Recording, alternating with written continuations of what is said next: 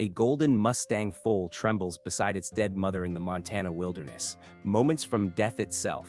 When a ranch hand and his three loyal dogs save the orphan, nobody could predict how this rescue would blur the lines between species. As the horse grows up barking at strangers and sleeping in a pile with its canine family, an extraordinary journey of identity begins that will heal hearts far beyond the mountain valley that witnessed its first breath. Dawn breaks over the Montana wilderness, painting the sky in watercolor hues of amber and rose. The tranquility shatters with a desperate whinny, faint, faltering but unmistakable in its distress. Jake Williams, weathered hands gripping his truck's steering wheel, follows the sound across terrain too rugged for most vehicles. The isolation that normally brings him peace now feels like a barrier between life and death. Cresting a ridge, Jake's breath catches in his throat. Below, a newborn Mustang Foal, coat still slick from birth, trembles beside the motionless body of its mother. The mare's vacant eyes reflect the vast Montana sky, her final act bringing life into a world that has already taken hers. The golden foal struggles to stand on wobbly legs, each attempt weaker than the last. "Easy there," Jake whispers, his calloused hands hesitating above the tiny creature. The foal's large eyes, still cloudy with newness, lock onto Jake with a primal desperation that transcends species. A silent plea he cannot ignore. Jake's remote cabin sits 30 minutes away with no neighbors for miles and the nearest veterinarian a 3-hour drive. The bitter mountain night would claim this fragile life before help could arrive. With gentle hands that belie his strength, he wraps the trembling colt in his jacket and lifts it into his arms. The tiny heart races against his chest as he carries the orphan to his truck. Back at his cabin, 3 alert pairs of ears perk up as Jake's truck rumbles down the dirt driveway. Rex, his German shepherd, gives a low questioning bark from the porch. Buddy, the golden retriever, wags his tail in anticipation, while Scout, the ever-vigilant border collie, circles nervously, sensing something different in his master's return. Jake cradles the foal against his chest as he steps from the truck. "This little one needs our help," he explains, his voice catching as the foal's head lolls weakly against his arm. In the barn's makeshift warmth, Jake lays the foal on fresh straw. Its breathing comes in shallow gasps, each one a struggle. As Jake prepares formula with shaking hands, he barely notices the dog slipping in behind him. Rex, the natural leader, approaches first, his powerful body moving with unexpected gentleness. Jake turns, bottle in hand, to find Rex methodically licking the foal clean, stimulating its circulation as he would for a newborn puppy. Buddy presses his warm body against the foal's other side, sharing vital heat, while Scout patrols the perimeter, whining softly at each tiny sound from the Mustang. "Well, I'll be damned," Jake whispers, as the foal's eyes flutter open at the dog's attention. When Jake approaches with the bottle, the foal initially turns away, but Rex nudges it gently toward the nipple. To Jake's amazement, the foal takes its first tentative sips. Throughout that first night, Jake dozes fitfully beside the makeshift bed, waking hourly to feed the orphan Mustang. Each time, he finds all 3 dogs exactly where they'd been. Rex curled protectively around the foal's head, Buddy pressed against its back, Scout alert at its feet. Not once did they abandon their posts. By morning, golden light streams through the barn windows, as the foal stands on unsteady legs. Jake holds his breath, watching its first wobbling steps, the dogs moving in perfect synchronization around it, ready to steady the newborn if needed. When the foal lets out a soft nicker, all 3 dogs perk their ears in response, as if understanding this new language. Jake notices the white star-shaped patch on the foal's forehead, catching the morning light. "Comet," he says softly.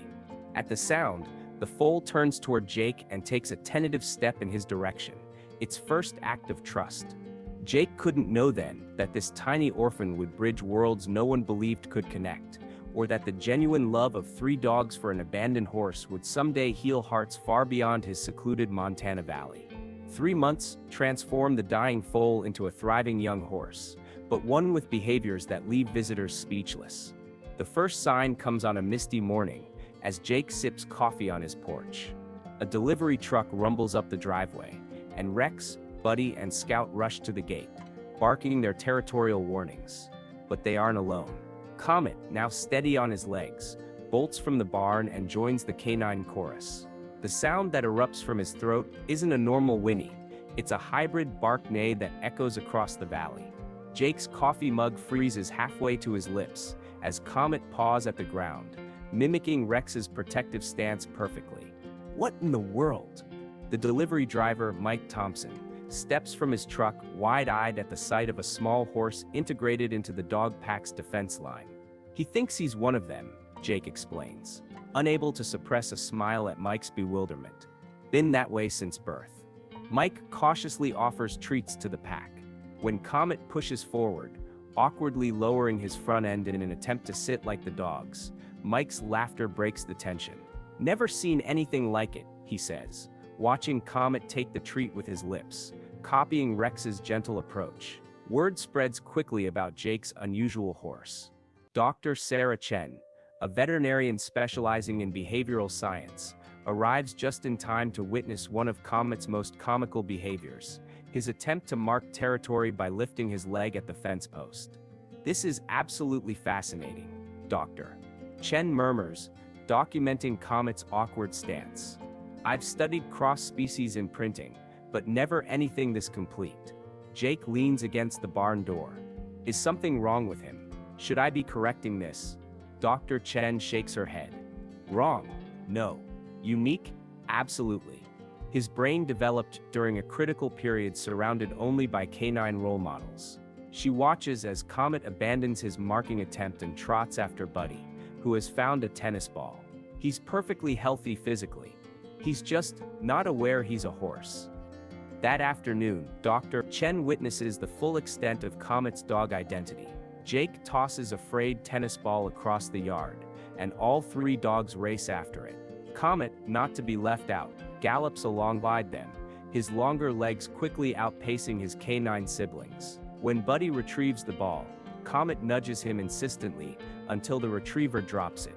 With awkward determination, Comet maneuvers the slimy ball into his own mouth and proudly carries it back to Jake, dropping it at his feet with a playful snort. "Remarkable," Dr. Chen whispers. "He's not just mimicking, he's fully participating in their social structures." But as Comet grows, his size creates increasing challenges. By 6 months, he's reached a height that makes his dog behavior sometimes dangerous. When thunderstorms roll through the valley, Comet still tries to squeeze into the doghouse with Scout, his muscular body barely fitting through the door, his hindquarters exposed to the rain. The real crisis comes during the first autumn roundup. Jake's neighbor, Bill Henderson, drives his cattle across adjacent land with his border collies working the herd. Scout, watching from Jake's fence line, quivers with the instinct to join. When Bill's whistle commands his dogs to circle wide, Scout slips under the fence, and Comet follows. Jake's heart seizes as he watches the young horse leap the fence and gallop after Scout, directly toward the cattle herd. Bill's shouts of confusion turn to alarm as the cattle, spooked by the unfamiliar horse charging their flank, begin to scatter.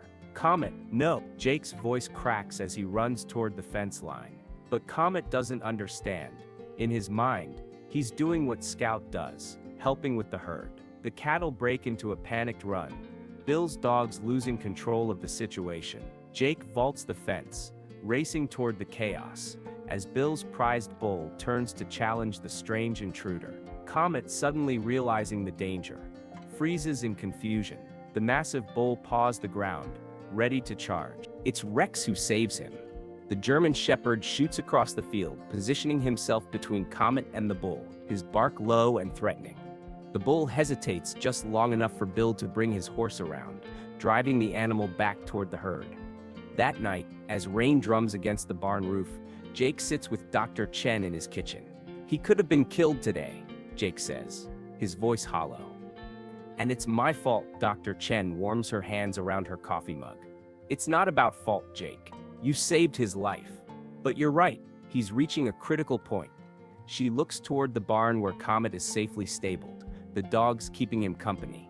He needs to develop a healthy horse identity before his size and strength create a dangerous situation. "How do I do that?" Jake asks. There aren't any other horses for miles. As if the universe hears his concern, the decision is forced upon them the very next morning. Jake awakens to agitated barking, different than the usual territorial announcements. He rushes outside to find all three dogs at the far fence line, Comet alongside them, all fixated on the ridge beyond. There, silhouetted against the dawn sky, stands a sight Comet has never encountered. A wild Mustang herd, led by a powerful bay stallion, has wandered onto the edge of Jake's property. The wild Mustangs descend the ridge like living shadows, their movements fluid and purposeful. Jake, standing beside Dr. Chen, who arrived moments earlier after his urgent call, feels Comet trembling beside him, not with fear, but with confusion.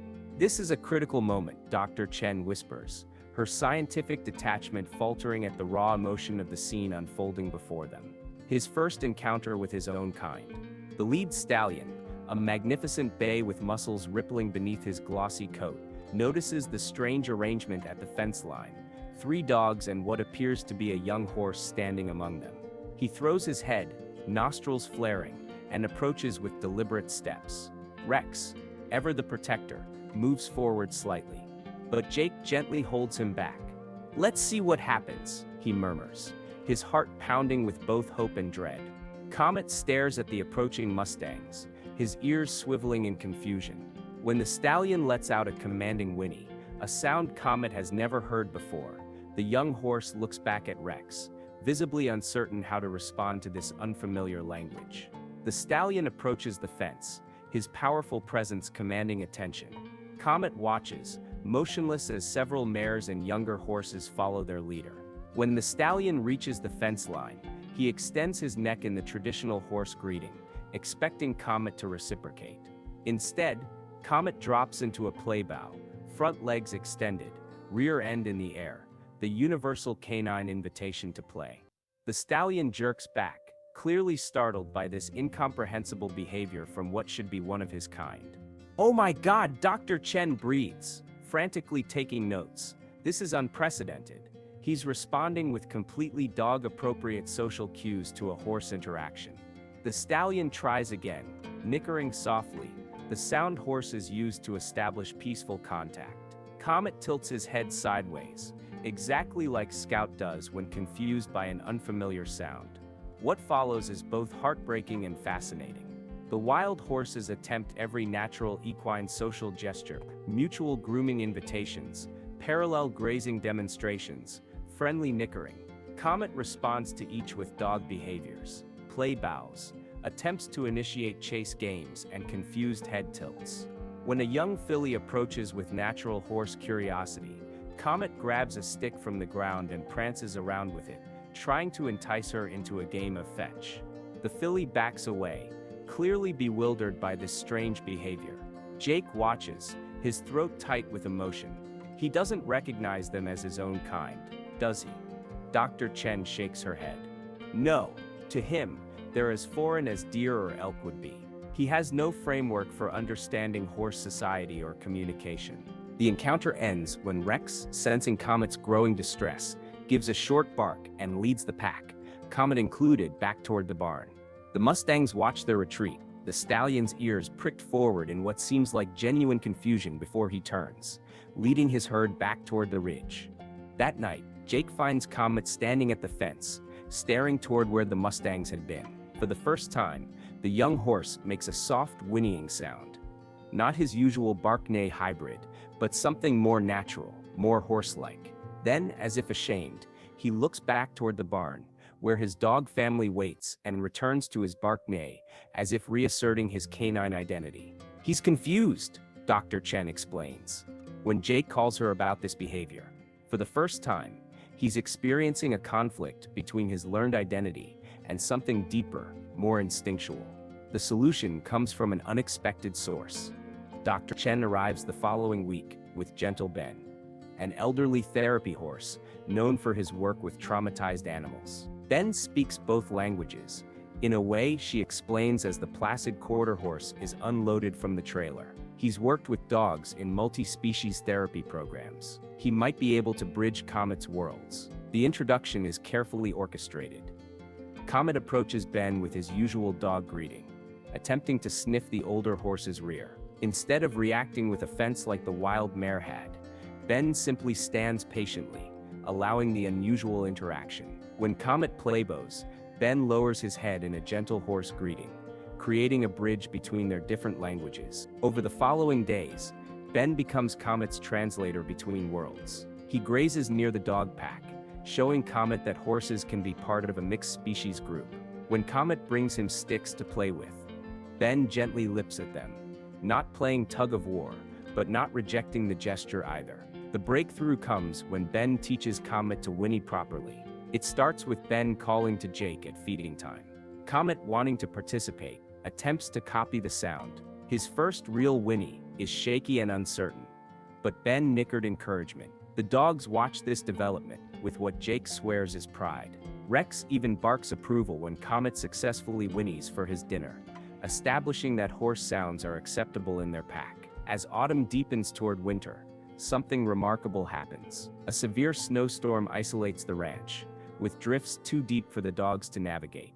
Jake, concerned about checking his farthest fences, finds himself without a way to patrol his property. It's Comet who steps forward, lowering himself to his knees in the snow, a behavior he learned from watching Rex being saddled many months earlier. Jake, understanding the gesture, carefully mounts the young horse. What follows is unlike any ride Jake has ever experienced. Comet moves through the snow using a strange hybrid of horse gaits and dog-like bounds, carrying Jake to check the fence lines.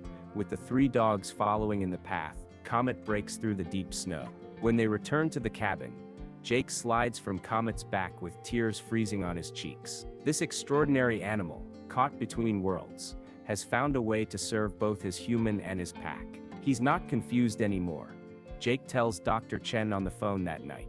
He's becoming something new, not just a horse who thinks he's a dog, but a bridge between species. Spring returns to the Montana Valley, bringing with it unexpected visitors. A wild horse sanctuary in Wyoming has heard about Comet's unique abilities through Dr. Chen's published research. They arrive with a desperate request. They've taken in 6 orphan foals who won't bond with their surrogate horse mothers. Traditional methods have failed, and the foals are failing to thrive. We've tried everything, explains Dr. Ellen Martinez, the sanctuary's head veterinarian. They're traumatized from losing their mothers. They retreat from adult horses and humans alike. Jake watches Comet playing an elaborate game of tug-of-war, with Buddy the rope held gently between Comet's teeth, his movements showing both equine strength and canine playfulness. And you think Comet could help? Dr. Martinez nods. We've never seen anything like him. He understands trauma in a way most horses don't because he's experienced his own form of identity crisis, and he communicates in ways that might reach these foals when nothing else has. The decision isn't easy.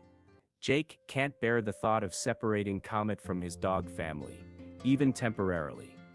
But when Dr. Martinez shows him photos of the failing foals, their ribs visible and eyes dull with grief, he recognizes something he'd seen in Comet that first night, the desperate need for family, whatever form it might take. We'll all go, Jake decides finally.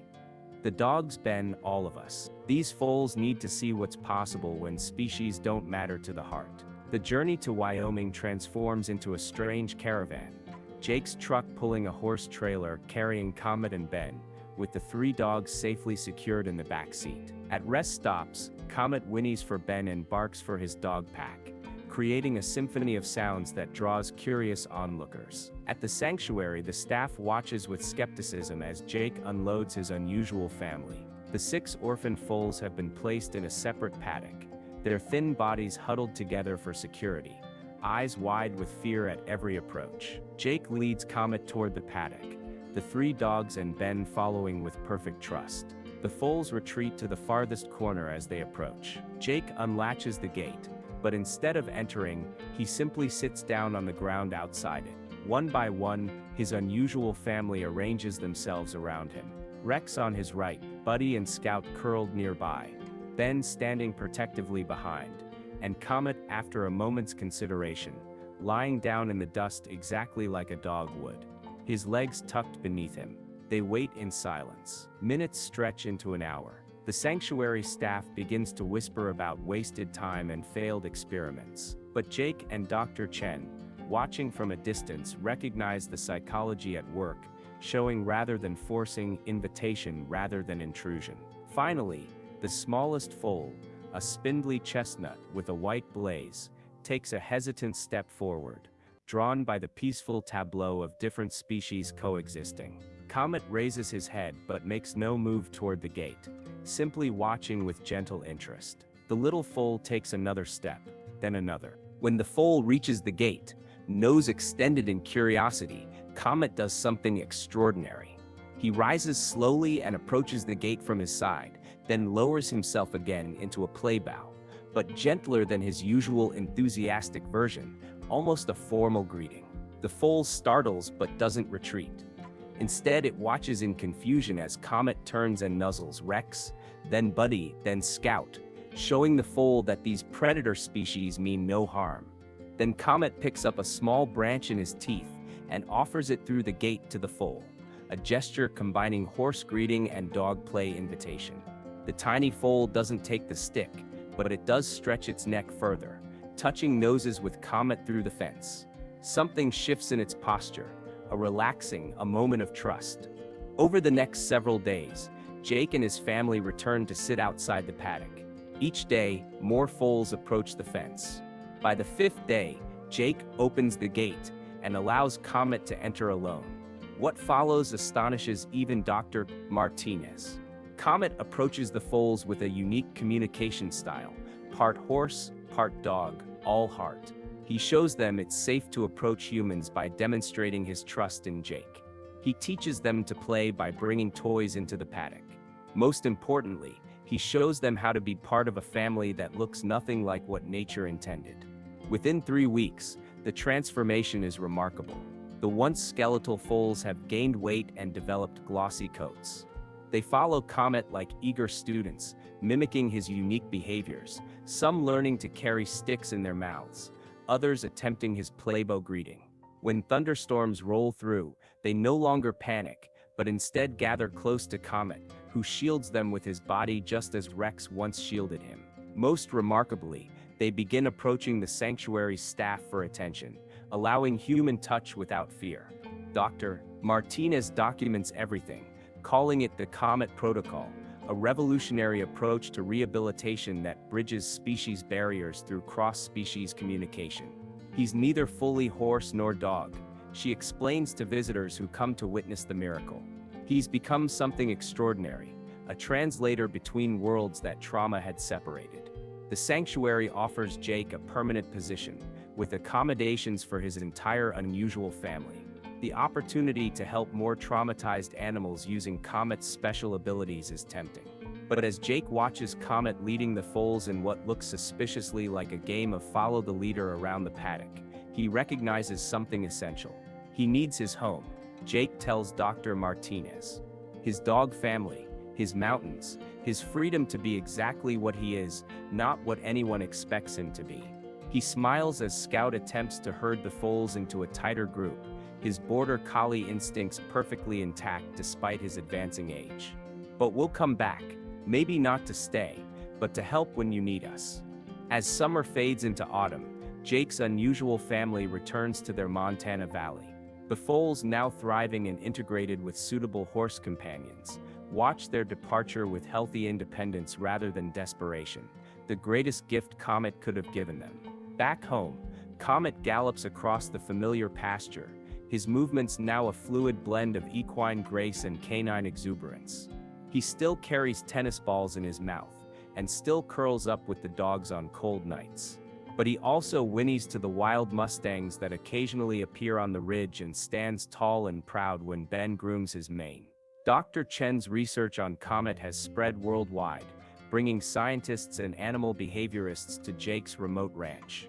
They come expecting to study an anomaly, but leave understanding something profound about the adaptability of love.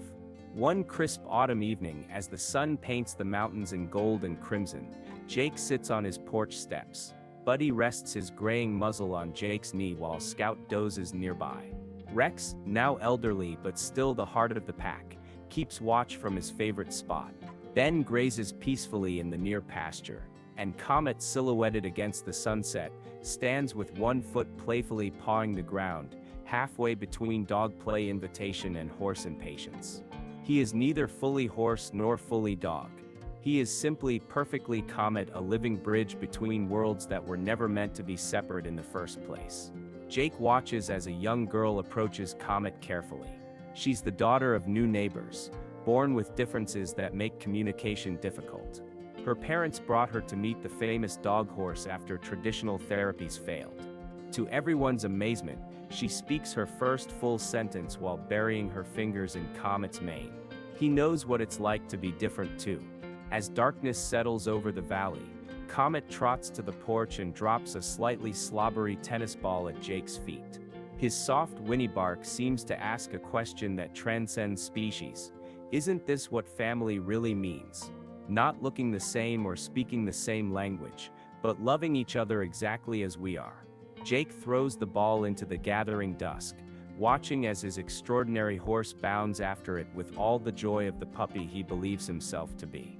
And in that perfect moment, the answer seems as clear as the stars beginning to appear overhead. Family isn't about species or conventional behavior. It's about love, acceptance, and the courage to be exactly who you are, even if you're a horse who thinks he's a dog. If this story touched your heart, remember that there are animals everywhere waiting for someone to see beyond appearances and love them for exactly who they are. Every rescue, every act of compassion creates ripples that can change the world, one unusual family at a time.